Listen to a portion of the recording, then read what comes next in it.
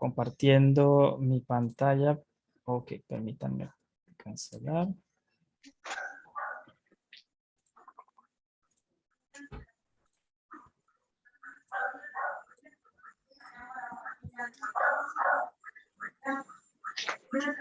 Ok, bueno, sean bienvenidos todos. Buenas noches, mi nombre es Edwin Chacón, soy gestor cultural de Panamá Poético. En esta ocasión estamos aquí por el debate número 12 de 13 de nuestra antología poética de la generación del 27. Esta noche vamos a debatir sobre la vida, la obra, la poesía de Rafael Alberti. Su nombre completo es Rafael Alberti Merello. Él es de Cádiz, en España, el 16 de diciembre de 1902 y fallece el 28 de octubre de 1999. Se dedicó principalmente a ser poeta. La vida de Alberti está marcada por una compleja personalidad en distintas formas de ser. En esta investigación que hice sobre su biografía, yo noto que él abarca muchos temas y muchas posibilidades en su técnica poética. Es decir, cuando él escribe un libro, el próximo lo hace distinto al anterior y así se va hasta prácticamente 2 docenas de obras de estilo de corte poético. Es un poeta también que forma parte de la lista de los poetas españoles del exilio. Él se exilió en el año 1939, pero sí pudo regresar a su patria en 1977. Alberti era una persona muy dada al estudio. A sus 20 años aproximadamente, ya conocía los romanceros, los cancioneros de Barbieri, la lírica anónima castellana y galaico portuguesa. Conocía la obra de Gil Vicente, todos los grandes del siglo de oro, a los místicos como San Juan de la Cruz, a Paul Valéry, a Argón y Eluard, y sobre todo era fanático de la obra de Góngora. Cuando conocí esto sobre Alberti, me dije yo a los 20 años, yo la verdad, yo no sabía nada de esto. Y quizás hasta los 30 puedo sentirme en la misma condición humilde de decir, wow, este hombre estudió bastante y conoce tanto que su obra poética refleja todas esas variantes de la poesía antigua y precedente de él. Vamos a ver un pequeño video que pertenece al canal Corporación de Noticias, dura 4 minutos y va a tratar la biografía de Alberti de una manera bien resumida y general para todos nosotros. Si hay algún problema con el audio, por favor me hacen saber.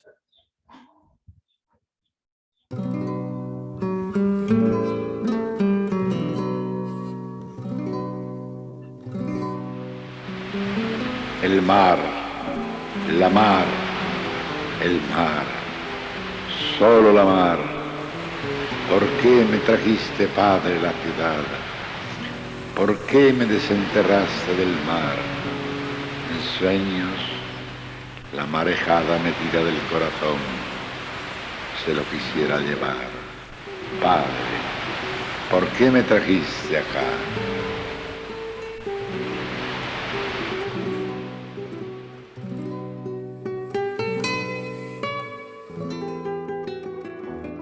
Ninguna biografía sobre Rafael Alberti podría ser más precisa y lírica que la narración en primera persona que él hace de su apasionante vida en la Arboleda Perdida.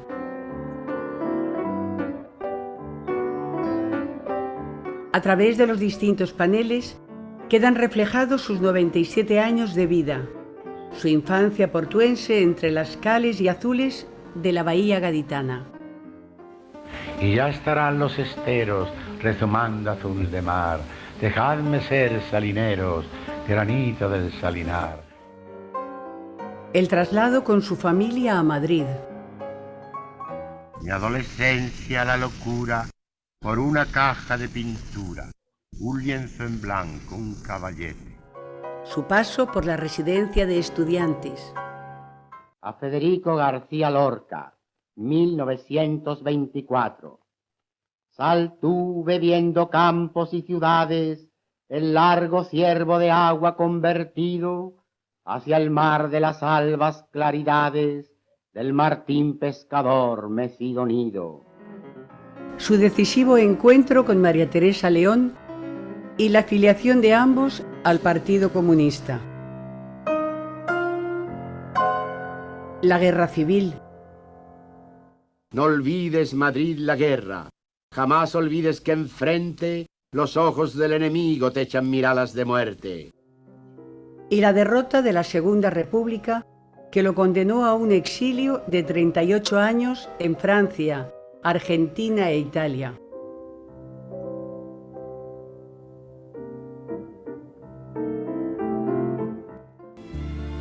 Hoy las nubes me trajeron volando el mapa de España. Qué pequeño sobre el río y qué grande sobre el pasto la sombra que proyectaba.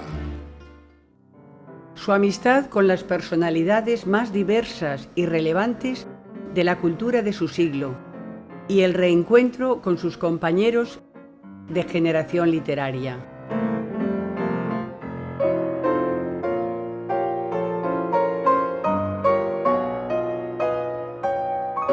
Y su ansiado regreso a una España democrática para incorporarse a la marcha de su país y ocupar un escaño en las Cortes como diputado por Cádiz.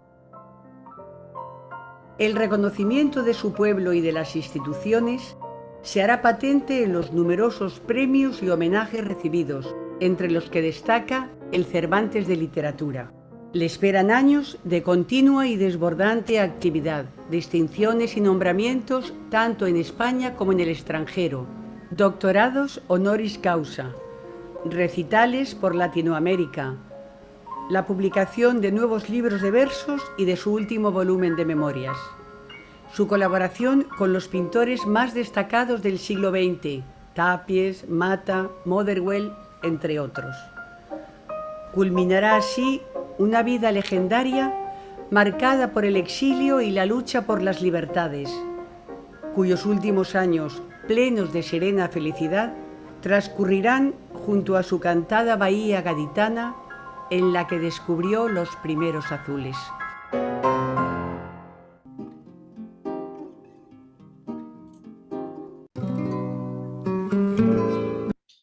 Muy bien, tal como escuchamos, Alberti obtiene en el año 1983 el Premio Cervantes de Literatura. En esta imagen, él pronuncia su discurso de aceptación del premio. Ese discurso de aceptación es bien interesante. Él, por un lado, hace una comparación tanto de la vida y la obra de Cervantes, el propio Cervantes, y su vida propia. Pero tiene otros elementos que son muy interesantes que me gustaría rescatar. Por ejemplo, el dolor del exilio. Siempre hemos hablado del exilio de los poetas y sabemos que es una situación dolorosa provocada por la guerra civil en España. Exilio que muchas veces llega hasta la muerte, es decir, nunca hay un reencuentro nuevamente con la patria. Pero en el caso de Alberti, es un exilio que se siente como más personal, como más directo. Él dijo en esta recepción del Premio Cervantes del 83, nada hay más perturbadoramente doloroso que el sentir cómo nuestras raíces, esas que tenemos hincadas hondamente en la tierra nativa, se nos parten, o mejor diríamos, nos las rompen violentamente, dejándolas al aire, una tremenda arrancadura, pero que casi nunca llega a ser total, pues siempre nos quedan ramales, largas guías, tentáculos agarrados a oscuras profundidades que no podemos conocer. Fíjense las imágenes que utiliza el poeta para hablar de ese dolor, de ese exilio. Una arrancadura tremenda, dice él, esta palabra que el poeta utiliza de una manera muy particular, o sea, para darnos a entender ese desgarre que siente el alma de la persona cuando es obligada a marcharse de su tierra por situaciones políticas. Está hablando que habla de violencia, habla de que siempre queda como algo allí, y este algo que queda después de esa violencia, de esa arrancadura, es lo que motiva al poeta a insertar la figura del exilio dentro de su poesía. Este dolor grande que él tuvo me llevó a preguntarme cuáles son algunos de los dolores de la gente de nuestro tiempo. Porque esto es interesante analizarlo. O sea, la poesía de Alberti es una poesía completamente política.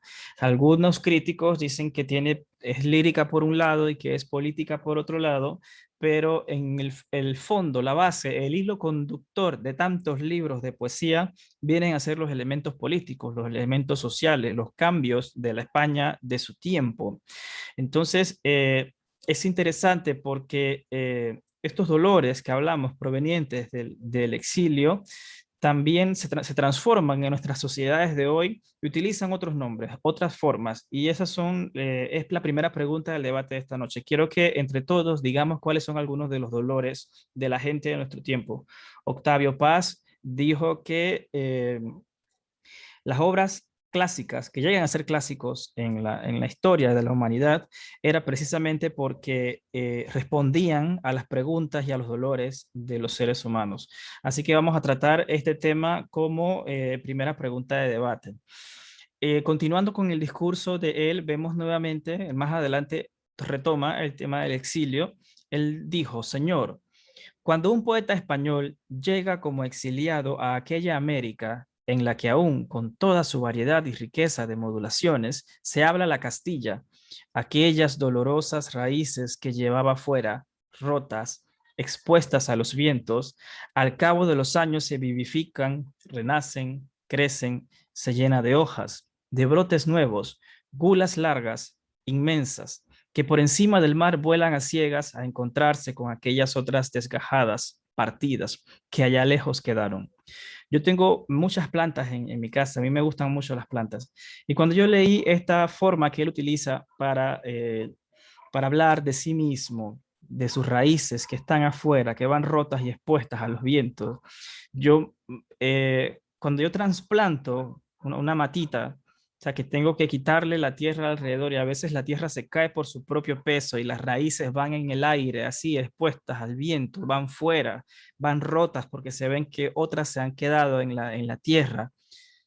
Me llegó mucho esa imagen que él utiliza, esa forma de sentirse expuesto a la vida y de una manera que no puede controlar. Para mí fue muy hermosa esa imagen del exilio como una exposición a la vida que tú no puedes hacer nada porque simplemente te está ocurriendo. En esas visitas por América, muy curiosamente, el poeta también visitó Nicaragua, Costa Rica y Panamá. De hecho, nos menciona así explícitamente en su discurso. Y hay un poema también que está escrito y dedicado a Panamá. El poeta escribió: yo he visto Panamá desde las nubes, como albos continentes sin viajeros, de norte a sur, y comprobando el istmo, sobre una larga zona de uniformes, la flor del mar Pacífico, entrevista como una cresta roja de mi infancia, gritando, muda, por tus litorales, de azúcar y café, pero invadidos, jacales y bohíos limosneros que intentan vagamente ser aldeas, con raigones en tierras que son suyas y recelos de canes arrojados. Oigo un clamor de pumas y caimanes, de idiomas dominados a cuchillo, de pieles negras atemorizadas, entre un sordo rencor que se unifica. Fíjense que el poeta intenta quiere hacer un homenaje a nuestro país, pero la forma como está escrito es desde una perspectiva política, definitivamente. Fíjense que él habla de los litorales panameños, de nuestras costas, están llenas de azúcar y café, pero están invadidos, dice. O sea, qué manera tan particular de hacer una denuncia dentro de un poema tan breve y de un país que como que no es tu patria, simplemente tú estás de paso, lo ves y tú tu forma de ser como poeta de denuncia, de poeta social, de poeta político, te lleva a escribir de manera natural estos versos. Entonces, la pregunta del debate número 2 es ¿cómo se traduce hoy la invasión de nuestros litorales? Vamos a hablar esta noche de tema político, precisamente porque tenemos enfrente a nosotros a un poeta político, a un poeta social. Y como ya hemos visto antes, hay algunos poetas que no están de acuerdo con la poesía social, que dicen que la poesía debe mantenerse al margen. Pero Alberti no simplemente no se quedó al margen, sino que la poesía social y la política se convierte en su tema central. En su poesía, en toda su poesía, lo que vamos a encontrar es a España como tierra, como mar, como cielo, y precisamente como país trágico de opresores y oprimidos, porque esta es la fórmula que el poeta ve en la sociedad. Él dice, estamos en una sociedad donde hay opresores y hay oprimidos. Entonces, él escribe hacia los oprimidos y lo podemos dividir en tres partes. En lo primero, en la parte del paraíso perdido, que él menciona muchas veces en su obra de Marinero en Tierra. Esta es la obra que le concede en el año 1925 el Premio Nacional de Literatura. Luego, él dice que eso perdido, ¿qué es eso perdido que tanto habla? Lo perdido es la infancia. Y cuando él habla del mar, como él nació en una ciudad costera, su infancia la vivió frente al mar. Entonces, para Alberti, el mar viene a representar ese tiempo inicial, esa infancia, ese estado natural y hermoso que constituye la infancia. Entonces, fíjense ahora qué contexto toma el título de su obra. Es un marinero, pero está en tierra. Entonces, esa nostalgia que desde ya se percibe en ese título es la que hace de esta obra una obra maestra que le concedió el Premio Nacional de Literatura. Luego su obra va cambiando un poco. Ahora empieza a percibir o a recobrar ese paraíso perdido, pero de una forma intermedia, o sea, no está completa esa sensación del poeta. Esto se percibe sobre todo en el poemario sobre Los Ángeles. Y el poeta termina con todos los poemas de su exilio con una promesa de lo completo, de lo mejor que está por venir. El tema de debate sobre sobre la poesía de Alberti, la pregunta número 3 es ¿cómo puede la poesía ayudar a los hombres a salir de su opresión? Porque este era el objetivo de Alberti, de usar su poesía como un instrumento para hacer despertar a las personas y decirles, ustedes están siendo oprimidos y quizá no se dan cuenta. Así que como repaso vamos a empezar con valoraciones y versos favoritos de la poesía de Alberti y con estas tres preguntas de debate, ¿cuáles son algunos de los dolores de la gente de nuestro tiempo? ¿Cómo se traduce hoy la invasión de nuestros litorales, hablando específicamente de Panamá? ¿Y cómo puede la poesía ayudar a los hombres a salir de su opresión? Estas tres preguntas de debate son solamente sugeridas. Si ustedes tienen algunas otras, pueden con toda confianza colocarlas al grupo y las vamos a ir debatiendo sin ningún tipo de mayor inconveniente. Doy la bienvenida a Linda, eh, que se unió durante la presentación de la introducción. Linda, buenas noches, ¿cómo estás? Bienvenida. Buenas noches a todos. Bueno, siempre estoy llegando tarde, qué pena. Gracias por estar. Yo creo que en nuestras vidas de este momento, si antes el tiempo valía como oro, ahora yo no sé cómo vale, porque ahora vale no tiene una manera de pagarse, ni siquiera con oro. Así que yo valoro mucho la presencia de ustedes acá. Gracias. Buenas noches. Abro el micrófono entonces para que nos comenten su experiencia de lectura de Alberti y si les gustaría ofrecernos algún verso que les haya resultado, que les haya gustado bastante. ¿A alguien le gustaría comenzar?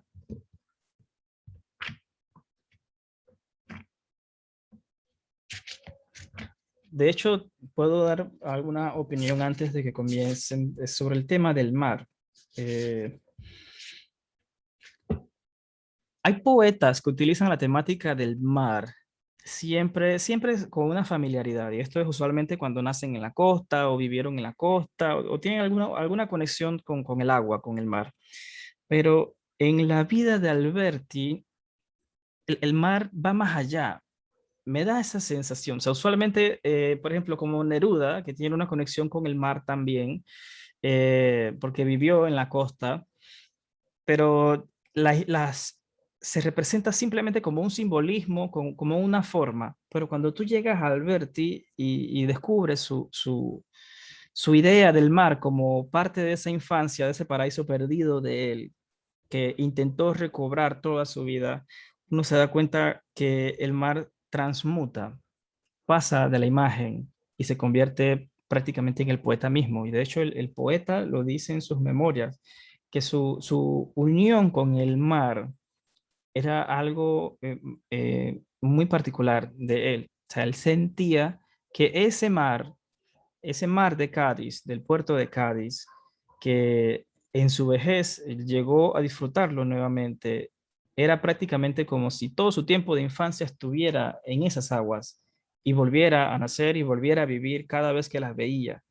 Entonces, esa potencia o esa fuerza le da una característica muy particular a la temática del mar dentro de la obra de Alberti. De hecho, yo tengo una antología poética de él y si ven, tienes un libro con un pez que está encerrado.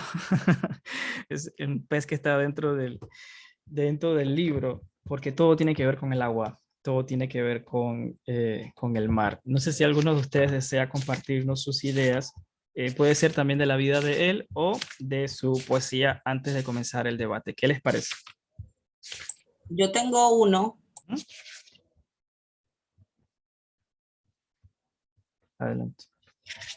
Un momentito. Ah, sí, vale, no hay problema. Ok, se llama Amaranta. Dice así: rubios, pulidos senos de amaranta, por una lengua de lebrel limados, pórticos de limones desviados, por el canal que asciende a tu garganta. Rojo, un puente de rizo se adelanta, e incendia tus marfiles ondulados. Muerde, heridor, tus dientes desangrados, y corvo, en vilo, al viento te levanta. La soledad dormida en la espesura calza su pie de céfiro y desciende del olmo alto al mar de la llanura. Su cuerpo en sombra, oscuro se le enciende y gladiadora como un ascua impura entre Amaranta y su amador se tiende. Fíjese de la metáfora que utiliza, perdón, de la imagen, del olmo alto al mar de la llanura, del olmo alto al mar de la llanura, es decir, un tiempo retrospectivo de la vejez hacia la infancia. Es interesante porque cuando uno tiene en mente esa idea del mar como de la infancia, del tiempo pasado, el tiempo perdido, la poesía tiene un sentido totalmente distinto. Fíjense cómo inicia este poemario de Marinero en Tierra. Él escribió: el mar, la mar, el mar, solo la mar. ¿Por qué me trajiste, Padre, a la ciudad? ¿Por qué me desenterraste del mar? En sueños la marejada me tira del corazón. Se lo quisiera llevar. Padre, ¿por qué me trajiste acá? Alberti se mudó a Madrid en su adolescencia y ese desgarre que él siente por el mar es el mismo que él percibe luego en su sociedad. Alberti, imagínense que llegó hasta el premio Cervantes, pero uno se puede imaginar, wow, una persona así ya era un estudioso, era una persona muy dada a la escuela, pero en realidad no lo era. O sea, en su biografía, él mismo cuenta en unas entrevistas que dio antes de morir, que él era un estudiante que se fugaba de clases, como decimos en Panamá, no iba a sus clases. Y en vez de ir a la escuela a estudiar aritmética y matemática, que él decía que eso le causaba estrés, él se iba al Museo del Prado, a las galerías de arte, porque antes de conocer la poesía, él era esencialmente un pintor. Le gustaba la pintura, le gustaba el dibujo. Él dice que falsificaba sus notas, tomaba los resultados de sus exámenes, les quitaba la nota y la cambiaba Él dice que su familia creyó que él aprobó bachiller, pero era porque siempre se la pasaba alterando sus notas porque no iba a clases, se fugaba de clases. Y fíjense que termina siendo un premio Cervantes de literatura.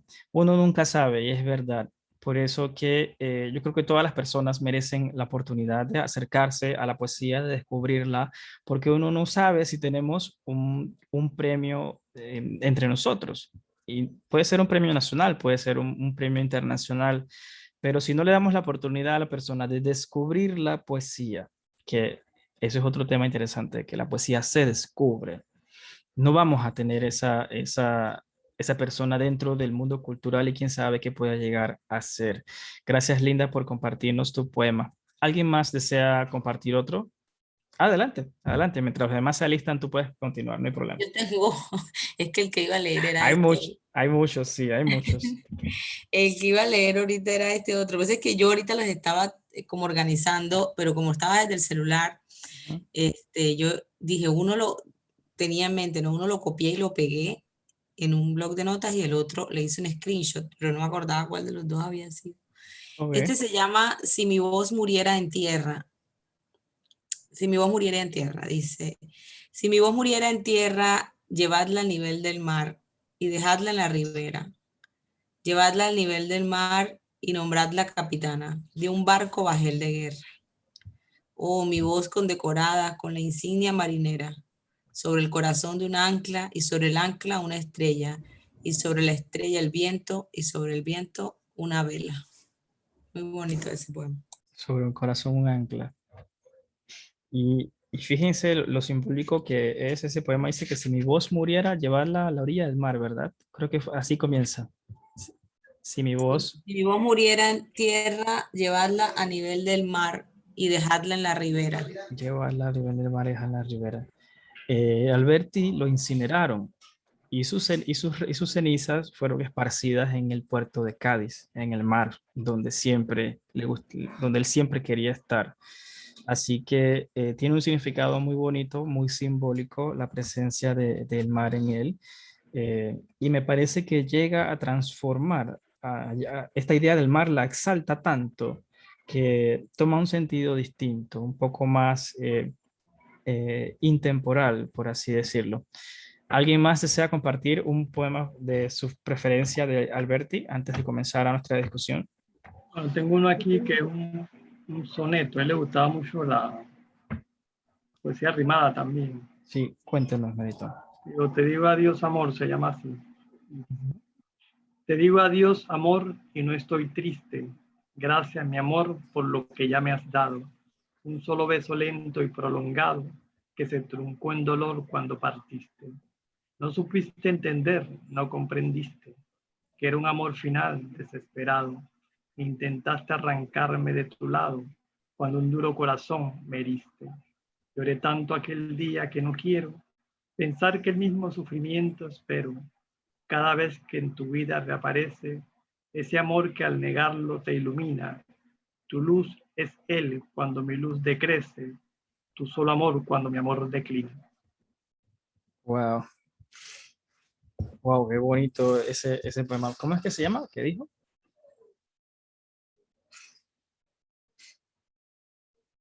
Está en silencio, Melitón, disculpe. No le escuchamos ese pedazo. Te digo adiós, amor, se llama el poema. Te digo adiós, amor. Muchas gracias por compartirlo, muy hermoso. Blanca, usted había levantado la mano, ¿le gustaría compartir? Sí, voy a compartir el poema Lo que dejé por ti. Adelante. Dejé por ti mis bosques, mi perdida arboleda, mis perros desvelados, mis capitales años desterrados hasta casi el invierno de la vida. Dejé un temblor, dejé una sacudida, un resplandor de fuegos no apagados. Dejé mi sombra en los desesperados, ojos sangrantes de la despedida. Dejé palomas tristes junto a un río, caballos sobre el sol de las arenas. Dejé de oler la mar, dejé de verte. Dejé por ti todo lo que era mío. Dame tú, Roma, a cambio de mis penas, tanto como dejé para tenerte. Yo diría que ese poema es muy usted.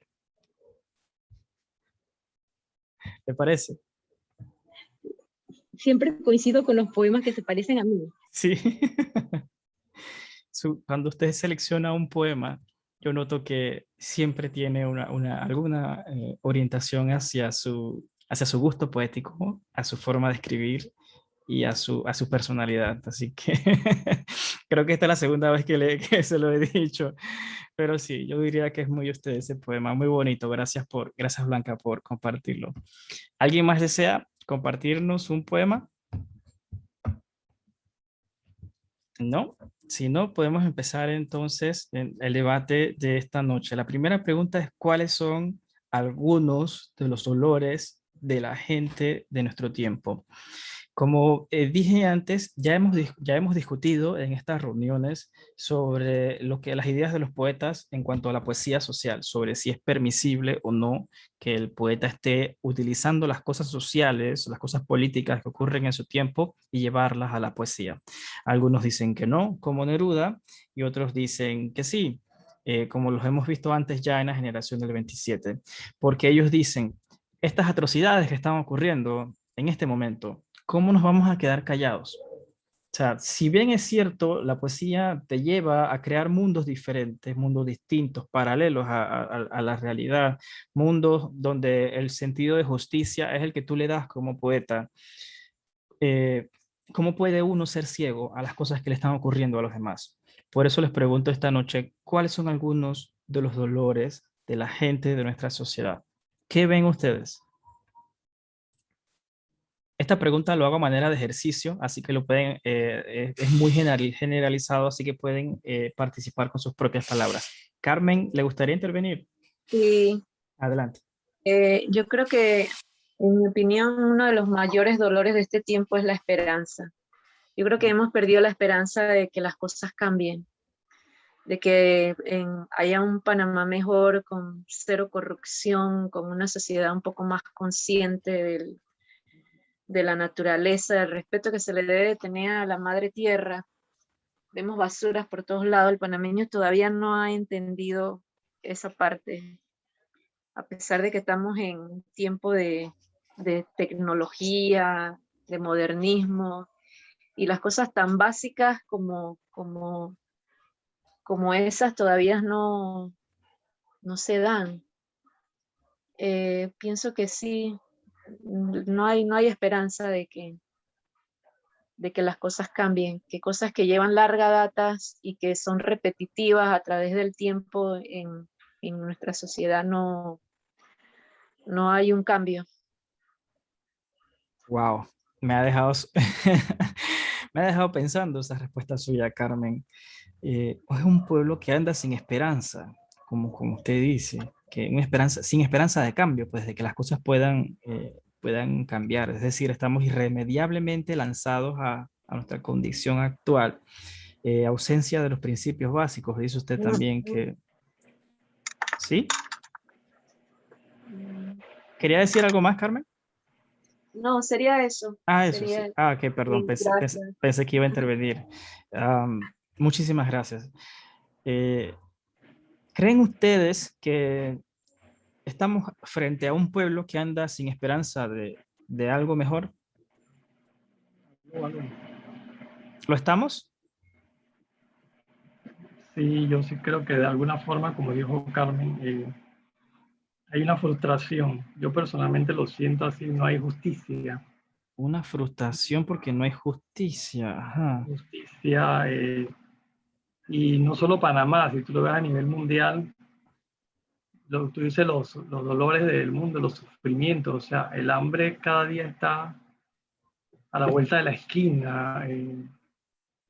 Tú ves la migración, nosotros vemos aquí que es de la frontera de México con Estados Unidos, pero no, si tú vas a Europa, yo por ahí tengo un poema que dice algo así como que si todos se van de África, ¿quién queda para resolver los problemas? O sea, muchos migrantes de África y tratando de irse a Europa, y no solo en el mismo Europa, tú ves de Croacia, Ucrania, tratando de moverse a otros países, y la pregunta es, ¿qué pasa? Tenemos esta dictadura, estos sistemas de opresión que no resuelven, y si volvemos a aterrizar aquí, quizá no lo tenemos en esa medida, pero sí me siento como te dije al inicio, una cierta frustración de que yo estoy aquí esperando como mucho si voy a jubilarme o no. Estoy por meter mis papeles de jubilación y parece que no va a haber plata a la que llego, ¿no? Entonces, y no se trata solo de eso, o sea, cada día tú ves más pobreza, más dolor, más hambre, más sufrimiento. Y entonces, ¿qué hacemos? Uno está como en desesperación. Entonces, sí, hay mucho dolor, no solo en Panamá, en alrededor del mundo hay mucho dolor. Me llama la atención que usted dice que está por meter los papeles de jubilación y que puede que no haya plata. Bueno, nosotros no estamos ni cerca de meter los papeles de jubilación y todavía seguimos pagando, así que cuando lleguemos nosotros no va a haber mucho. ¿Por qué yo hago esta pregunta esta noche? Casi todos nosotros nos dedicamos a la escritura de poesía y creo que Carmen, si no lo está haciendo, seguramente se va a animar muy pronto y lo va a hacer también. Este tipo de preguntas de ejercicio son interesantes porque permiten que nosotros tomemos conciencia de lo que está ocurriendo a nuestro alrededor. Linda, te escuchamos. Hola, Ok. no, quería completar algo antes de que diera el cierre de la idea. Ujú. Sobre el tema de si es un pueblo desesperanzado, yo pienso que a veces también creo que somos muy conformistas. Ujú.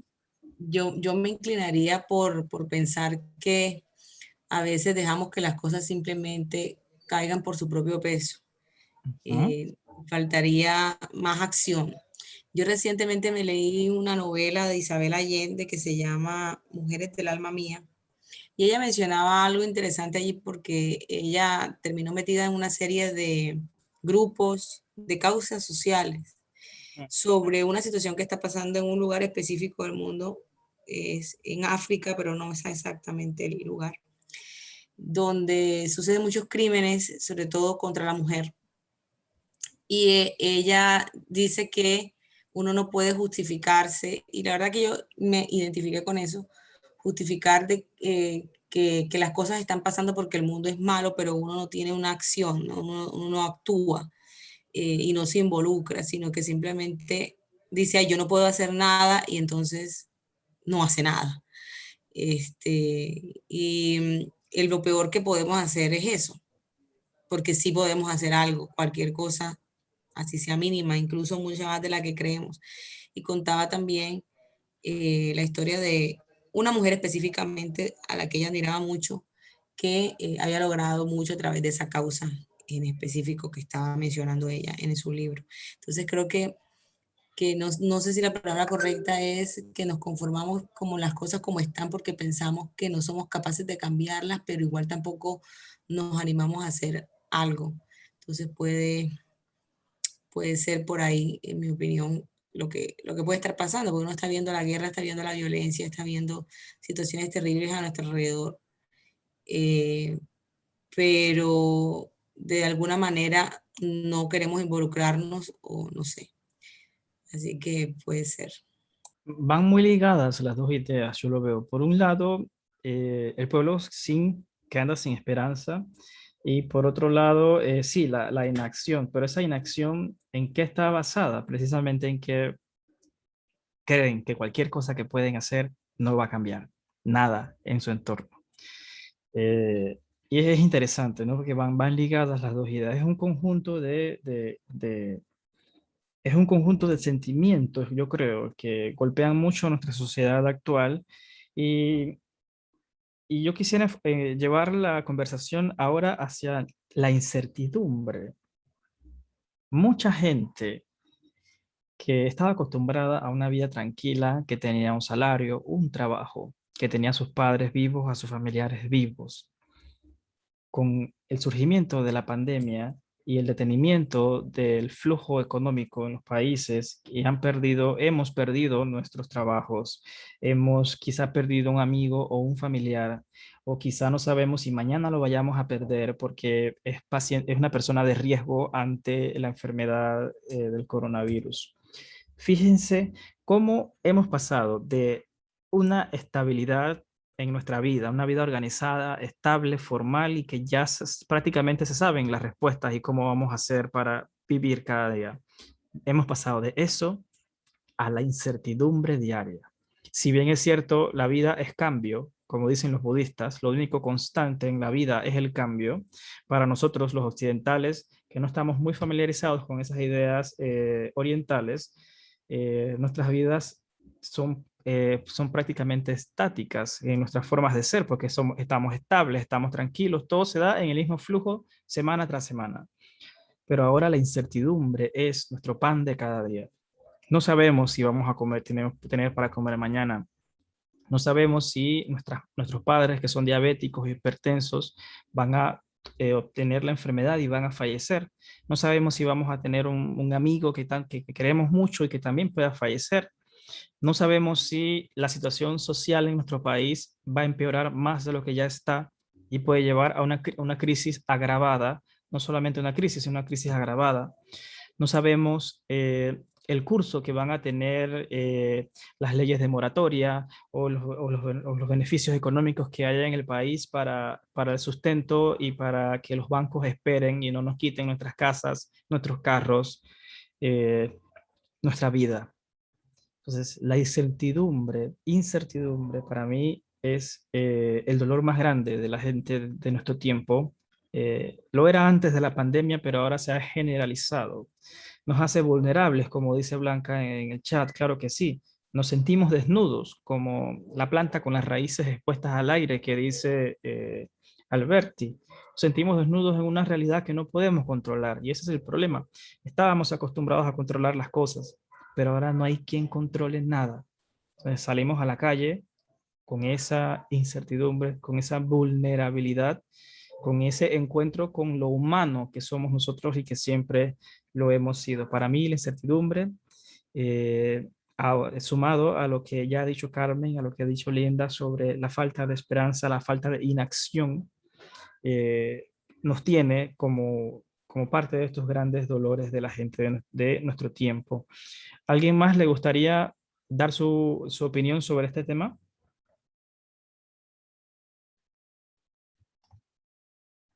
Muy bien, si no, podemos pasar entonces a la pregunta número 2. Recordando el poema que escribió Alberti sobre Panamá, voy a leer los dos versos esos. Él escribió: la flor del mar Pacífico, entrevista, como una cresta roja de mi infancia, gritando, muda por tus litorales, de azúcar y café, pero invadidos. A mí me dolió mucho leer esos versos de un poeta extranjero que con el poco conocimiento que tiene de nuestra tierra y en el momento suyo de hacer un elogio, él deja una advertencia y él dice: tus litorales de azúcar y de café, es decir, de riqueza, pero están invadidos. La pregunta de debate es: ¿cómo se traduce hoy la invasión de nuestros litorales? No es usual que hablemos de forma social y política en nuestros debates, porque nos hemos enfocado en la forma que utiliza el poeta para acercarse a la poesía. En algunos casos ha sido el dolor de la muerte, en otros ha sido el dolor del amor, pero este poeta particular, su dolor es el dolor político, es el dolor desde el exilio. Entonces nos estamos acercando a su vida, tratando de llevarlo a nuestra realidad y tenemos que hacerlo por el único camino que dejó y es el camino de la política, aunque no sea un camino fácil de transitar o de hablar sobre él. ¿A alguien le gustaría decir cómo se traduce hoy la invasión de los litorales panameños?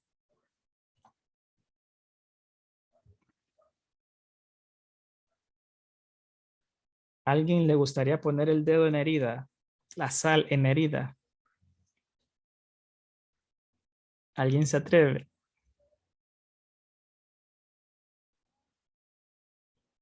¿Qué piensan ustedes? Edwin, qué pena. Yo me distraje un segundo y no escuché las preguntas. Ah, sí, claro, no te preocupes, te la puedo repetir con gusto. Estamos hablando del poema que escribió Alberti a Panamá, donde él habla de nuestros litorales, nuestras costas de azúcar y café que están invadidas, dice el poeta. La pregunta del debate es cómo se traduce hoy esa invasión de nuestros litorales. Entonces, considerando que es un poeta que no es panameño, que es extranjero, que nos conoce muy poco porque estuvo por aquí de paso nada más, y en ese homenaje que él hace a nuestra tierra, él deja esa advertencia sobre nuestras costas de mucha riqueza, de azúcar y café, pero invadidas. ¿Cómo se traduce hoy esa invasión a los litorales panameños? ¿Cuál es el estado de nuestra nación? Bueno, hoy día si vemos, muchas empresas panameñas fueron vendidas. Muy bien. Hoy día son los extranjeros las que las manejan.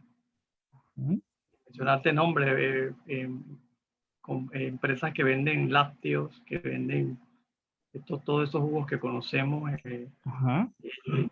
Igual las embotelladoras, muchos años atrás todo eso eran panameños y hoy día todas, incluso hasta cadenas de supermercados pasaron a ser ahora de extranjeros. Muy bien. Y un tema que quizás no sé hasta dónde tenga que ver con esto, pero quizás sí y no. Es como también estos organismos internacionales siempre quieren golpear a Panamá. Nos tienen en listas negras toda la vida. No quieren sacar, por más trabajo que se ha hecho. Aquí hubo un gobierno que se la pasó trabajando. Es cierto que la corrupción aquí está a los niveles desorbitantes y muchas cosas que hacen que no ayudan, pero si nosotros comparamos con otros países que hacen cosas iguales y peores que Panamá, no están en esas listas. Siempre es Panamá, porque hay como una intención, ¿no? Una intención por todo lo que Panamá puede brillar con su canal, con su, ¿cómo te digo? Con su aeropuerto y todo lo que se habla. Entonces siempre estamos ahí, ¿no? Como golpeándonos y exigiendo cosas. Me parece que eso también entra en juego con todo lo que se pregunta aquí. Sí, Meliton, y el abordaje que usted ha hecho de forma muy generalizada es quizá el lenguaje que podemos seguir utilizando el resto para comentar sobre el tema, porque es la realidad. Nuestra posición geográfica nos convirtió en el premio deseado por los demás. O sea, todos querían con Panamá, todos quieren con Panamá y todos van a querer con Panamá precisamente por esa posición geográfica que hemos tenido. Ayer precisamente conversaba con Linda en un live que hicimos en su cuenta sobre Amelia Denis de Casa, como todos conocen, su poema Al Cerro Ancón. El texto del Cerro Ancón es un texto muy doliente tanto para la poeta como para todos los panameños, porque esa ofensa de dividir la tierra y crear un estado dentro de un estado, porque en realidad eso fue lo que ocurrió, un estado con sus propias leyes dentro de nuestro país, es decir, nos seccionaron para crear un estado dentro de un estado, lo que fue la antigua zona del canal. Eso fue muy hiriente para la poeta.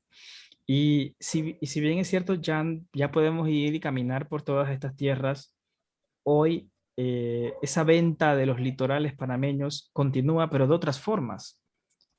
Acabamos de pasar por un problema mediático por la extensión de un contrato a una empresa portuaria. Sí, entonces, si ya no nos venden la tierra, ahora son con contratos. Y esa es la forma como yo lo veo, que nuestro país está despojado por muchos lados.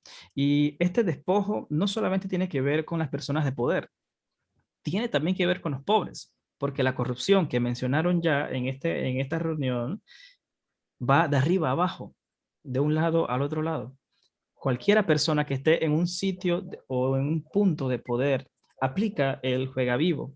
Entonces, es una mentalidad que tenemos que cambiar a todos los niveles, y no solamente de los niveles altos. Y esto no constituye una defensa para nada, esto constituye simplemente una visión más amplia de nuestra realidad como panameños. Estamos inmersos en un ciclo sin fin. Y ese ciclo sin fin, la única manera de cambiarlo es empezando con el pensamiento de las nuevas generaciones. Quizá por las anteriores no podamos hacer mucho, pero sí podemos hacerlo con las nuevas. Gracias, Melitón, por su intervención. ¿Alguien más le gustaría decir? Yo quería decir algo, Ah, sí, Carmen. agregar algo que ha dicho el señor Melitón Sí. sobre las presiones de Estados Unidos a Panamá. Ujú. A mí en lo personal me da mucha, no sé si es frustración, me da indignación, Ujú. porque cuando ellos actúan de esa manera es porque están presionando porque quieren algo. Correcto. Es una manera de sugestionar, una manera de sobornar. Eso siempre ha sido el mecanismo del gringo. También quería decir que hace unos años atrás nosotros teníamos, si no me equivoco, no me falla la memoria, teníamos 12 millas de mar. Eso se redujo, creo que se redujo considerablemente. Hay muchas cosas, me gusta la palabra que utilizaste, despojados, porque yo creo que esa es la palabra que mejor define lo que estamos viviendo. Te puedo decir que en los bienes raíces ha habido han tenido en estos últimos años una voracidad impresionante con respecto a todas aquellas personas que, siendo pobres, han tenido la suerte de tener una casita cerca del mar. Y estas personas han sido increíblemente robadas con sumas de dinero estúpidas y han perdido terrenos pensando que tienen una fortuna cuando realmente han sido robados. Eso por otra parte. Nosotros tenemos la incursión de personas extranjeras que hacen turismo en nuestras playas y venden estas áreas. Por ejemplo, te puedo decir, lo sé por experiencia. Yo soy mucho de viajar internamente, me gusta mucho la playa, me gusta pasear. Y sé de primera mano que hay muchas agencias de turismo de otros lugares que hacen frontera con nuestro país, que venden áreas turísticas, es decir, hacen tour dentro de nuestras costas como si fueran sus propias y nadie controla eso. Porque pueden Realmente, pasar. tu palabra, estamos despojados por todas partes. Excelente, Carmen. Muy buen análisis, gracias. Dice Blanca en el chat, Promundi beneficio, que es la imagen de que llegan, se apoderan de las riquezas y que lo que queda es pobreza y desigualdad y que el silencio apremia, dice también. Lo que ocurre con nuestras sociedades es que nos han enseñado que hablar de política y hablar de religión debe estar vetado porque vamos a encontrar diferencias y demás. Y los han dejado estos temas al nivel de tabú que ya prácticamente uno no puede ni decir pío porque surgen todas estas cosas. Y precisamente por esa privación de hablar de política y de religión es que estábamos como estamos. Es la manera más segura de protegerse, de enseñarle a la sociedad que es incorrecto o es inapropiado hablar en grupo de estos temas porque pueden surgir situaciones. No, hay que hablar las cosas. Melitón, ¿usted qué piensa? ¿Iba a intervenir? No, yo agregando lo que acaba de decir de los inmuebles, si Ajá. tú ves aquí en Panamá, tú vas a buscar unos apartamentos y te los quieren vender en $200,000 y a veces no son áreas así tan exclusivas. El panameño ya no puede vivir en Panamá. Correcto. Entonces, hace unos días atrás me llamó una amiga para consultarme una cosa del préstamo hipotecario. Gracias a Dios ya yo pude pagar mi casa, pero yo me acuerdo cuando yo compré mi casa, yo tenía un contrato y yo todos los meses pagaba mi hipoteca. Dice que el banco la llamó ahora para decirle que ahora implementaron un sistema de que cada 5 años tienen que renovar el contrato, pero ella dice, ¿pero por qué? Si yo no le he dejado de pagar, gracias a Dios, sí, he seguido trabajando. No, que hay que hacer un avalúo y renovar un contrato, y por eso tiene que pagar $2,500. Y dice, pero si un avalúo no cuesta $2,500. Dice, no, pero ahí está incluida la comisión del banco. Entonces, ella Ahí lloraba está. porque se me a poder hacer esto, porque a ella le falta todavía, y voy a tener que pagarle $2,500, $2,500. si pongo 4 o 5 periodos que me faltan, le estoy pagando casi 10.000, 12.500. De más. Entonces, eso es el robo descarado que hacen en este país y nadie nos defiende. Correcto. Entonces, como dice la compañera, a veces nosotros mismos tenemos que hacer algo. Lo que sucedió en el pasado en nuestros países vecinos, Nicaragua más que todo y El Salvador, fue unas revoluciones. Entonces tendría que llegar a algo como eso para que ya dejen de estar estrangulándonos. Entonces dice ella, ¿qué hago? O sea, no tiene para dónde ir, tiene que pagar 2.500 cada 5 años adicional de todo lo demás. Eso como que es injusto. Y usted ha dado con el clavo de por qué yo estoy hablando, traje estos temas esta noche para conversarlos con ustedes. Se preguntarán, ¿pero qué tiene que ver con la poesía con esto? Y la poesía tiene que ver todo con esto. Le decía a Linda ayer que ese poema, El Cerro Ancón, que Amelia Denis de Icaza escribió en 1906, fue utilizado para elevar el sentido nacionalista que terminó en la firma de los tratados Torrijos-Carter. O sea, el Cerro Ancón era recitado y era recordado como una memoria de que nos han dividido. Fíjense que fue de 1906 a 1977, estamos hablando de 71 años, sí, 71 años de diferencia, desde que fue escrito el poema hasta que hizo su efecto. Amelia no llegó a ver esto en vida. Y de hecho, nosotros como poetas quizás jamás vamos a llegar a ver en vida el fruto de nuestro trabajo, pero es una semilla que se queda en la sociedad y que es un trabajo que le pertenece a la sociedad. Y es la sociedad misma quien se va a encargar de utilizar y de revivir estas palabras en el momento que las necesite, en el momento en que les vengan a ser necesarias. Todos recordamos que en la escuela nos enseñan sobre la Revolución Francesa y nos dicen, wow, mira, la libertad, la igualdad y la fraternidad, la hermandad. Pero la Revolución Francesa no se consumó de la noche a la mañana. Más de 100 años atrás se escribieron los libros y las obras que impulsaron el pensamiento de la gente que desembocó con la cabeza del rey rodando en la plaza pública, porque el pueblo demandaba un cambio social. Lo que yo quiero decir con esto es que la poesía es un asunto que puede reformar el pensamiento. La poesía puede inspirar a la gente a reconocer sus derechos, puede inspirar a la gente a demandar al Estado una mejor calidad de vida. Pero quizás no va a tomar, como dije, su efecto en el momento. Vamos a morir y quizás no sepamos si tuvo algún efecto, pero en algún momento alguien va a utilizar eso para inspirarse y para construir la nación esa que todos necesitamos. Yo siempre hablo de un cambio en la sociedad y quizá para algunos resulte un discurso muy repetitivo sobre eso, pero ¿qué cambio buscas? El cambio que yo busco es el cambio primero en el pensamiento de la gente. Formar gente crítica de su entorno. Para mí eso sería, si yo logro morir y al menos apoyé a alguien a que genere un pensamiento crítico, una sola persona, habrá valido mi vida.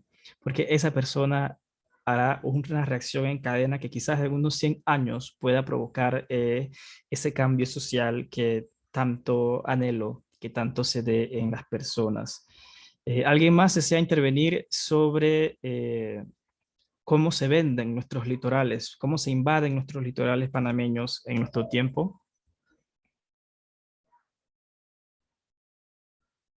Si no, podemos pasar sin ningún inconveniente a la pregunta número 3, y es ¿cómo puede la poesía ayudar a los hombres a salir de su opresión? Yo creo que ya yo he dicho parte de esto, pero quisiera que escuchar de ustedes. ¿Cómo puede la poesía ayudar a los hombres a salir de su opresión? Y utiliza la palabra opresión precisamente porque para Rafael Alberti la sociedad su sociedad española se constituía en opresores y en oprimidos. ¿Qué piensan ustedes sobre la capacidad de la poesía para liberar a los seres oprimidos de sus opresores? ¿Cómo lo hace?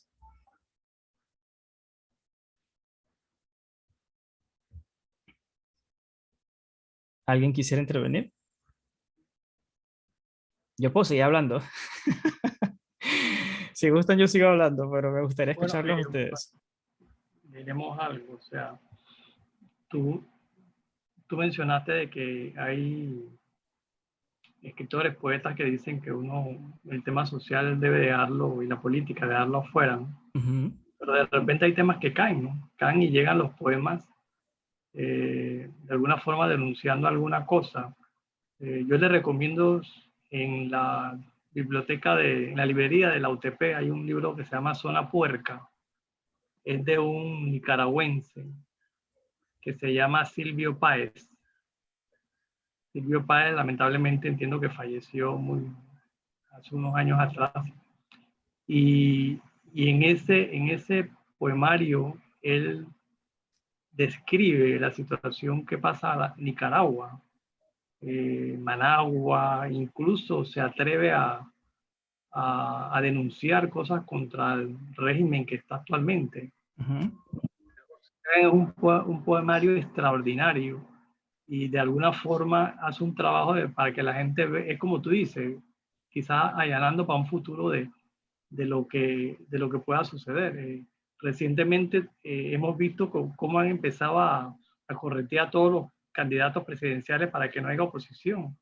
Si ustedes conocen a Gioconda Belli, que es escritora y poeta, ella escribió poemas también la estaban tratando de acusar de algo porque es que no quieren que nadie hable, quieren callar a la gente. Entonces, de alguna forma, quizás no tan violenta como en otras, caen poemas de denuncia, ¿no? Y cosas que pueden ayudar de alguna forma a que la gente vaya despertando, vaya conociendo, más que todo conociendo hechos que están sucediendo. Correcto. Gracias, Melitón. Entonces sí tiene una capacidad de intervenir la poesía. Linda, tienes la mano arriba, te escuchamos.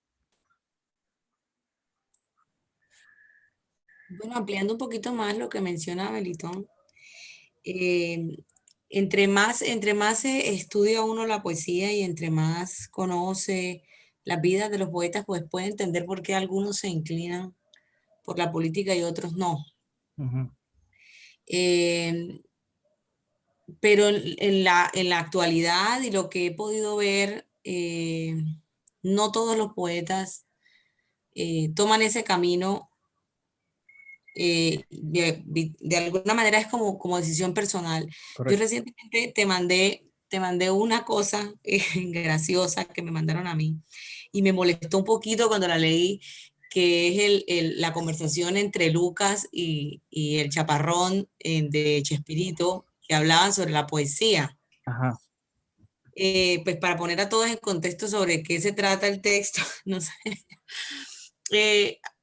La idea final era como, en mi opinión, lo que yo concluí fue, ustedes saben que estos dos personajes siempre dicen que están locos, ¿no?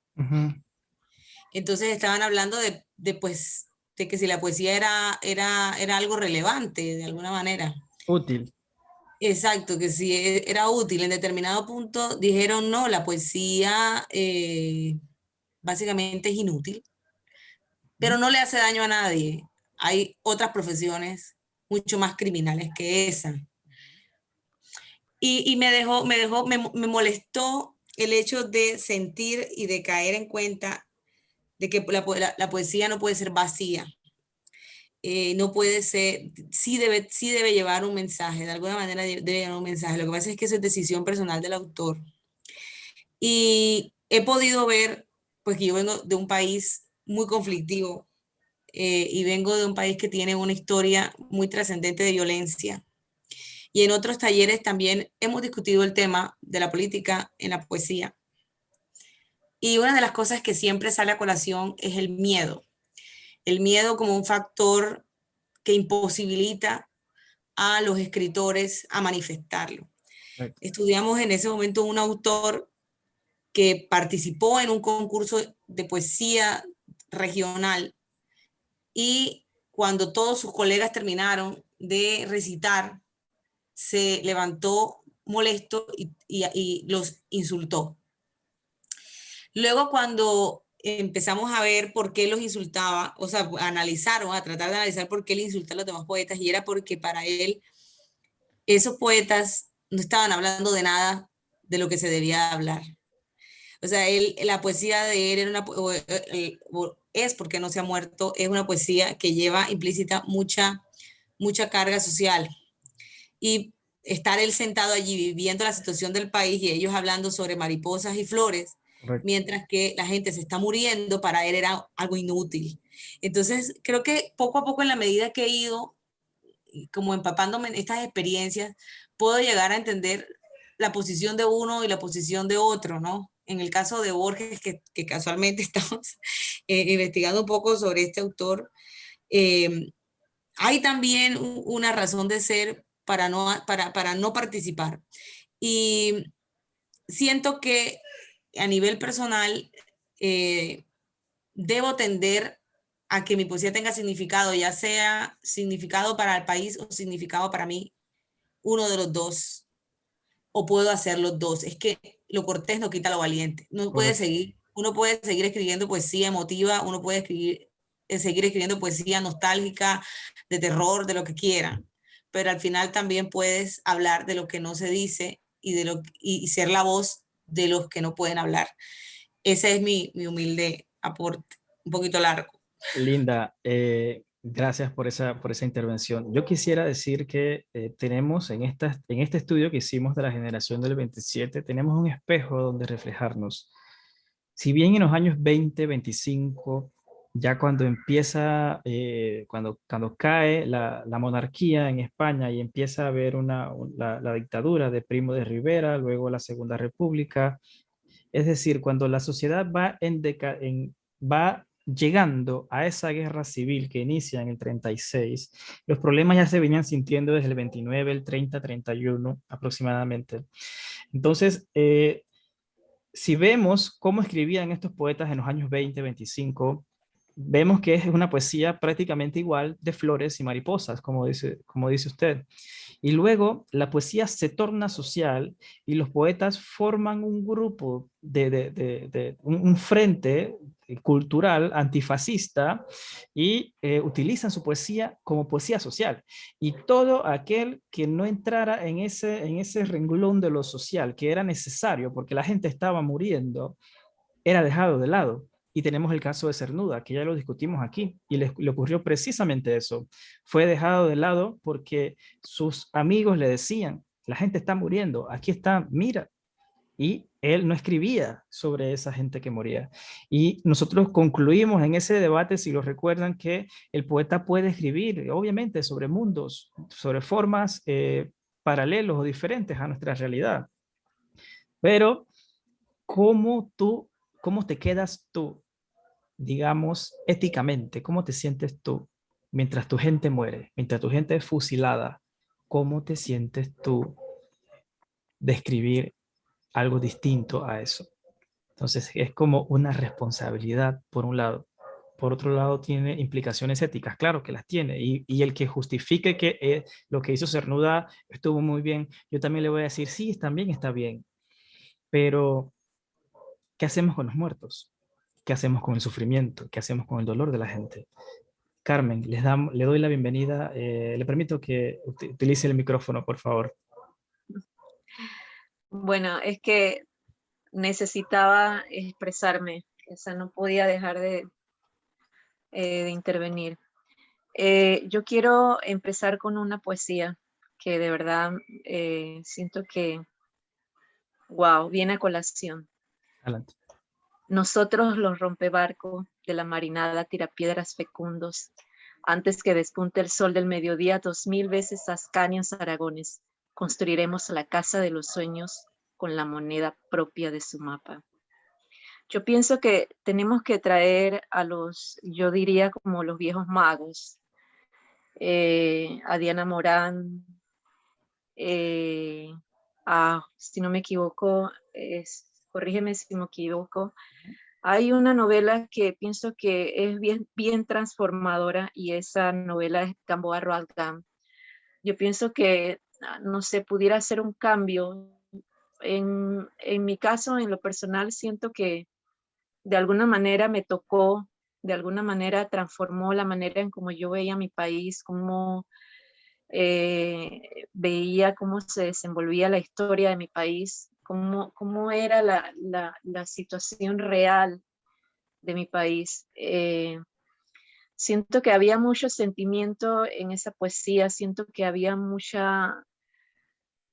tenía un valor para mí grande en cuanto a lo que se refiere a nacionalismo, amor a la patria, conciencia de lo propio.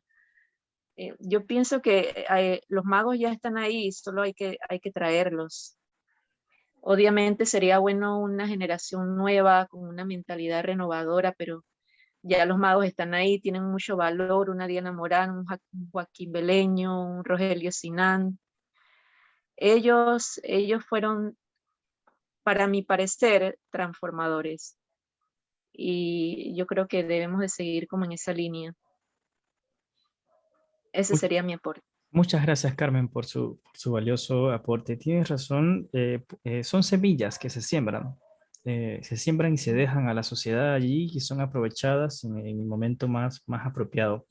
No sé si Nicole o Blanca les gustaría intervenir sobre esta pregunta antes de cerrar.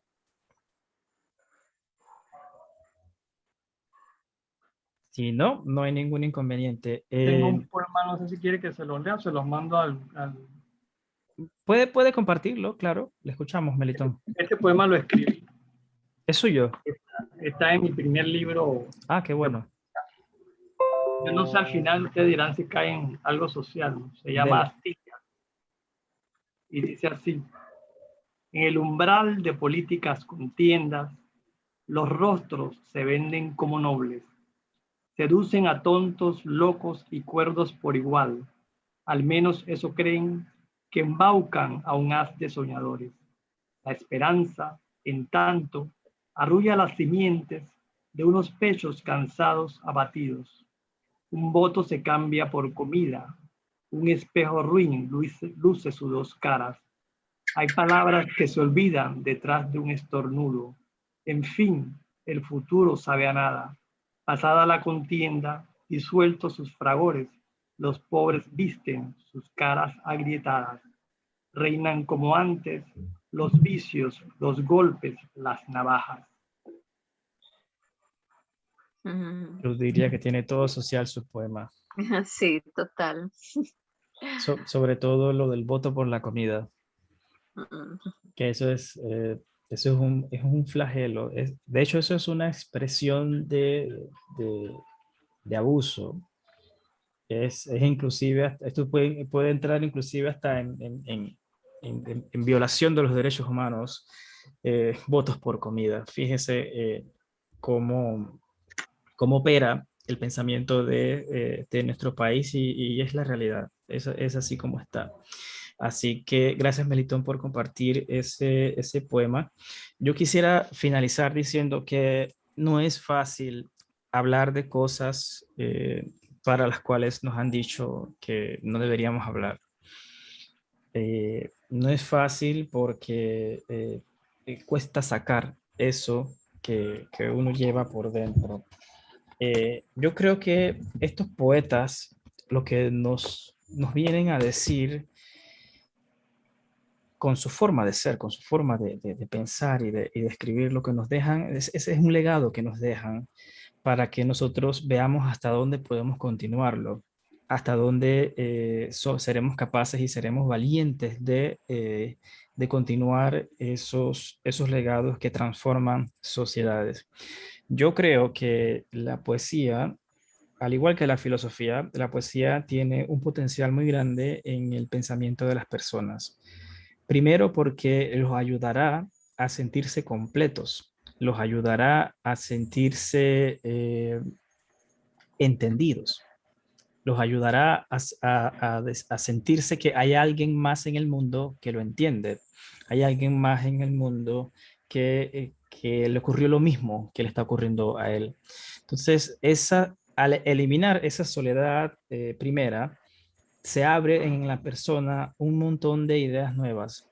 Se abre en la persona una oportunidad en su pensamiento que seguramente lo llevará hacia la conciencia crítica de su sociedad.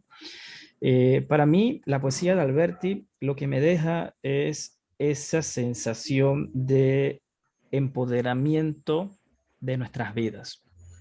Porque usualmente nosotros no lo pensamos, pero cada vez que vamos a las urnas, lo que estamos haciendo es diciendo cómo queremos nuestras vidas los próximos 5 años.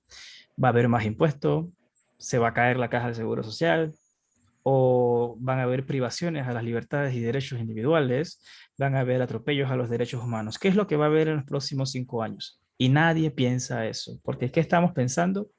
Que mi amigo me dijo que votara por tal persona, o porque la bolsa de comida de $15 que me dieron lleva el nombre de esa persona por la cual debo votar. Y cuando ya emito mi voto no hay marcha atrás y el mundo se transforma de una manera que nadie piensa antes de decir, oye, vamos a ver cuáles son los ideales de esta persona antes de votar por ella. Vamos a ver si es una persona que respeta los derechos humanos de las minorías o de las demás personas o de todos. Vamos a ver si es una persona que está preparada en conocimientos de planificación, conocimientos económicos, conocimientos de manejo de grupo. Vamos a ver si es una persona que tiene ideas respetuosas hacia las mujeres. Vamos a ver qué piensa él sobre la educación. Son preguntas que no nos hacemos y que deterioran, mantienen a la sociedad en un ciclo sin fin. A mí me resulta muy curioso. Yo tengo una amiga en Francia y ella me dice, en sus estudios allá, ella me dice, bueno, tenemos una clase en donde nos enseñan a votar. Yo le pregunto así, ¿cómo? Explícame un poco más, porque me resulta fabulosa esa idea. ¿Cómo es eso?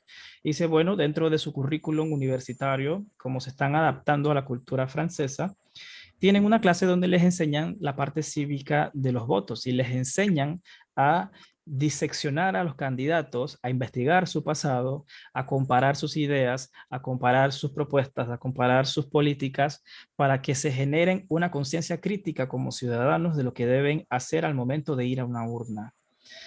Y eso no se hace en nuestro país, precisamente porque entre menos conocimiento tenemos al momento de entrar en de llevar nuestra papeleta a la urna, es mucho más fácil. Yo sé que hablar de poesía es como como dije antes, poner un dedo en la herida, poner sal en la herida, porque no nos gusta. Y no nos gusta porque nos han enseñado que no deberíamos hablar de estas cosas. Así que estamos incursionando en un terreno prohibido para la sociedad y en cierta manera también prohibido para la poesía.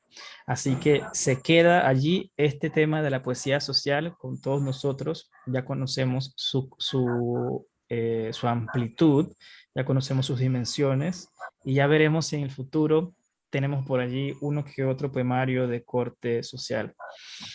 Yo empecé negando la poesía social, pero después me di cuenta que si abandonaba la poesía social, ¿cómo iba yo a llegar a la gente que está sufriendo a causa de problemas sociales? Entonces, necesito la poesía social como un instrumento para llegar a los lectores de este momento, que son los que están sufriendo a causa de todos estos problemas sociales. Así que hasta acá llega nuestro debate de Rafael Alberti. Muchas gracias por estar acá. Por favor, no se vayan. Voy a terminar la grabación para conversar algo con ustedes.